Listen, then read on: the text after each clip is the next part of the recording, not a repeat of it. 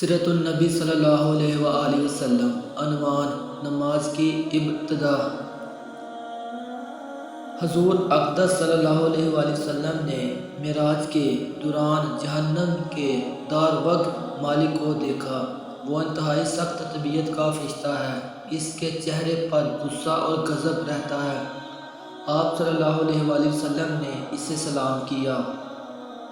داروغ نے سلام کا جواب دیا، خوش آمدید بھی کہا، لیکن مسکرایا نہیں۔ اس پر حضور نبی کریم صلی اللہ علیہ وآلہ وسلم نے جبرائیل علیہ السلام سے فرمایا، یہ کیا بات ہے کہ میں آسمان والوں میں سے جس سے بھی ملا اس نے مسکرا کر میرا استقبال کیا، مگر داروغ جہنم نے مسکرا کر بات نہیں کی۔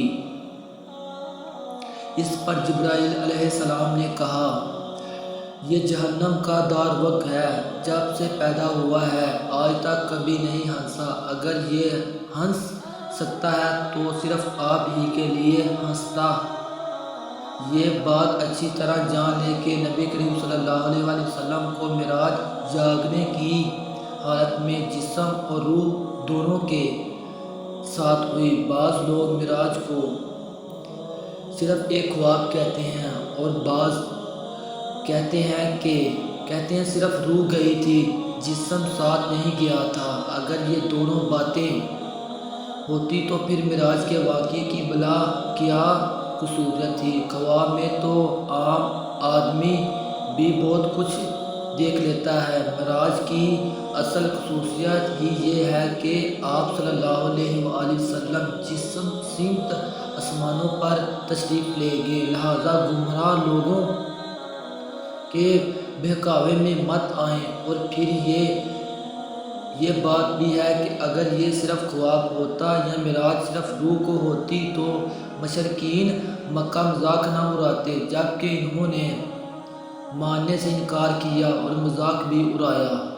خواب میں دیکھے کس واقعے پر بھلا کوئی کیوں مذاق اڑاتا؟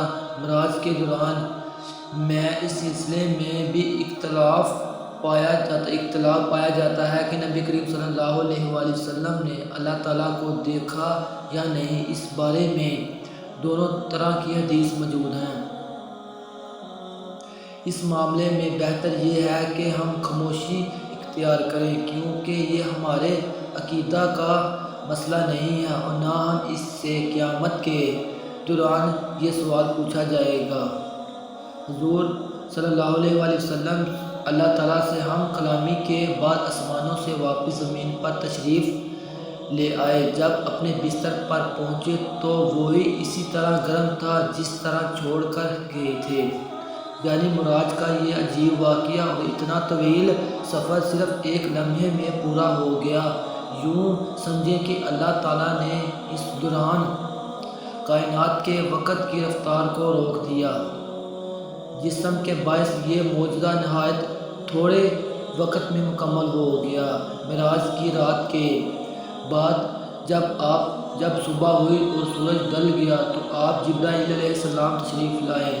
انہوں نے امامت کر کے آپ صلی اللہ علیہ وآلہ وسلم کو نماز پڑھائی تاکہ آپ کو نمازوں کے اوقات اور نمازوں کی کیفیت معلوم ہو جائے۔ معراج سے پہلے آپ صلی اللہ علیہ وآلہ وسلم صرف صبح شام 2 رکعتیں نماز ادا کرتے تھے، اس رات میں قیام کرتے تھے، لہٰذا آپ صلی اللہ علیہ وآلہ وسلم کو 5 فرض نمازوں کی کیفیت اس وقت تک معلوم نہیں تھی۔ جبرائیل علیہ السلام کی آمد پر حضور صلی اللہ علیہ وآلہ وسلم نے اعلان فرمایا کہ سب لوگ جمع ہو جائیں۔ چنانچہ آپ صلی اللہ علیہ وآلہ وسلم نے جبرائیل علیہ السلام کی امامت میں نماز ادا کی اور صحابہ کرام رضی اللہ تعالیٰ عنہ نے آپ کی امامت میں نماز ادا کی۔ یہ ظہر کی نماز تھی۔ اس روز اس کا نام ظہر رکھا گیا، اس کے لیے کہ یہ پہلی نماز تھی جس کی کیفیت ظاہر کی گئی تھی۔ چنانچہ دوپہر کو عربی میں ظہیر کہتے ہیں، اس لیے یہ بھی ہو سکتا ہے کہ یہ نام اس بنیاد پر رکھا گیا ہو کیونکہ یہ نماز دوپہر کو پڑھی جاتی ہے۔ اس نماز میں آپ صلی اللہ علیہ وسلم نے 4 رکعت پڑھائی اور قرآن کریم آواز سے نہیں پڑھایا۔ اس طرح عصر کا وقت ہوا تو عصر کی نماز ادا کی گئی، سورج غروب ہوا تو مغرب کی نماز پڑھی گئی۔ یہ 3 رکعت کی نماز تھی۔ اس میں پہلی 2 رکعتیں میں آواز سے قرأت کی گئی، آخری رکعت میں قرأت بلند آواز سے نہیں کی گئی۔ اس نماز میں بھی ظہر اور عصر کی طرح حضرت جبرائیل علیہ السلام آ گئے تھے۔ آپ صلی اللہ علیہ وسلم ان کی امامت میں نماز ادا کر رہے تھے اور صحابہ کرام نبی کریم صلی اللہ علیہ وسلم کی امامت میں۔ اس کا مطلب ہے حضور کریم صلی اللہ علیہ وسلم اس وقت مقتدی بھی تھے اور امام بھی۔ رہا یہ رسول کہ یہ نماز کہاں پڑھی گئی، تو اس کا جواب یہ ہے کہ خانہ کعبہ میں پڑھی گئی اور آپ صلی اللہ علیہ وسلم کا رخ بیت اللہ المقدس کی طرف تھا، کیونکہ اس وقت قبلہ بیت المقدس تھا۔ حضور صلی اللہ علیہ وسلم جب تک مکہ معظمہ میں رہے اسی قسم منہ کر کے نماز ادا کرتے رہے۔ جبرائیل علیہ السلام نے پہلے دن نمازوں کے اول وقت میں یہ نماز پڑھائی، دوسرے دن آخری وقت میں، تاکہ معلوم ہو جائے نمازوں کے اوقات کہاں سے کہاں تک ہیں۔ اس طرح یہ 5 نمازیں فرض ہوئیں اور ان کے پڑھنے کا طریقہ بھی آسمان سے نازل ہوا۔ آج کچھ لوگ کہتے نظر آتے ہیں نماز کا کوئی طریقہ قرآن سے ثابت نہیں، لہٰذا نماز کسی بھی طریقے سے پڑھی جا سکتی ہے، ہم تو بس قرآن کو مانتے ہیں۔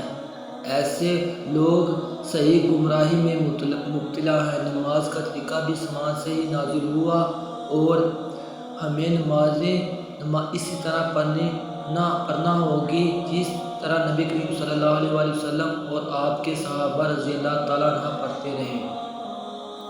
یہ بات ثابت ہو گیا کہ فرض نمازیں 5 ہیں۔ حدیث کے منکر 5 نمازوں کا انکار کرتے ہیں اور وہ صرف 3 فرض نمازوں کے قائل ہیں۔ لوگوں کو دھوکہ دینے کے لیے وہ کہتے ہیں کہ قرآن مجید میں صرف 3 نمازوں کا ذکر آیا ہے، حالانکہ اول تو ان کی یہ بات ہے ہی جھوٹ،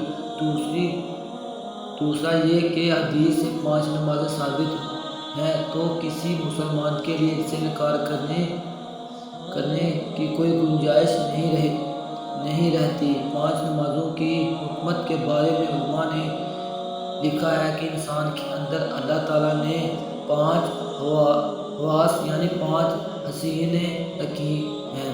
انسان گناہ بھی انہی حسوں کے ذریعے کرتا ہے، یعنی آنکھ، کان، ناک، منہ، اعضاء اور وجوہ یعنی ہاتھ پاؤں، لہٰذا نمازیں بھی 5 مقررہ کی گئیں تاکہ ان 5 حواسوں کے ذریعے دن اور رات میں جو گناہ انسان سے ہو جائیں وہ ان 5 نمازوں کے ذریعے دھل جائیں۔ اس کے علاوہ بھی بے شمار حکمتیں ہیں۔ یہ بھی یاد رکھیں کہ معراج کے واقعے میں حضور صلی اللہ علیہ وسلم کا آسمانوں پر جانا ثابت کرتا ہے کہ آسمان حقیقت میں موجود ہیں۔